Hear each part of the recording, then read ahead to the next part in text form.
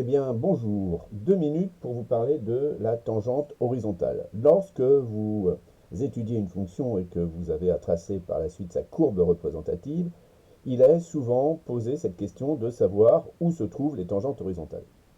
Eh bien, supposons que notre fonction soit définie et dérivable donc sur un intervalle i, donc f, donc dérivable sur i. Si au point d'abscisse A, la courbe représentative va admettre une tangente horizontale, si ceci signifie que la dérivée est égale à 0. Donc, si,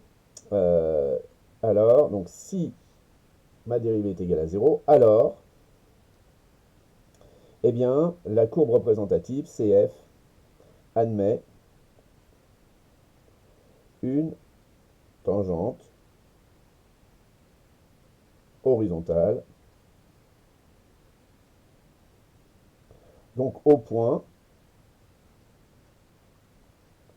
Alors, quelles vont être les coordonnées du point? Ben, évidemment, ça va être petit a en abscisse et f de petit a en ordonnée. D'accord? Réciproquement, si vous avez la courbe représentative d'une fonction et que vous observez la présence d'une tangente horizontale, toujours avec une fonction dérivable sur i, eh bien, il y a trois situations possibles.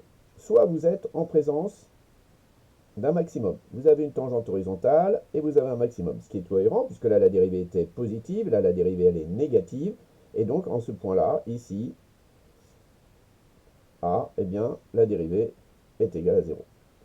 Deuxième situation, dans l'autre sens, c'est-à-dire que vous avez ici une fonction qui est dans la dérivée négative, puis positive, et donc évidemment, pour passer des négatifs au positif, eh bien, on doit passer par 0, et donc à ce moment-là, la présence d'une tangente horizontale trahit la présence d'un extrêmum.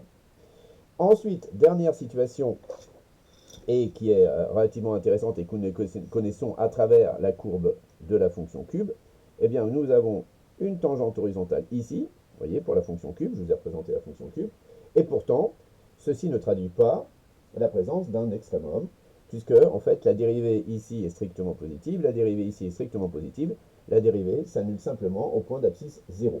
Donc voilà les trois situations graphiques qui amènent, alors bien sûr, celle-ci, elle peut être dans l'autre sens, hein, je peux vous faire donc une situation analogue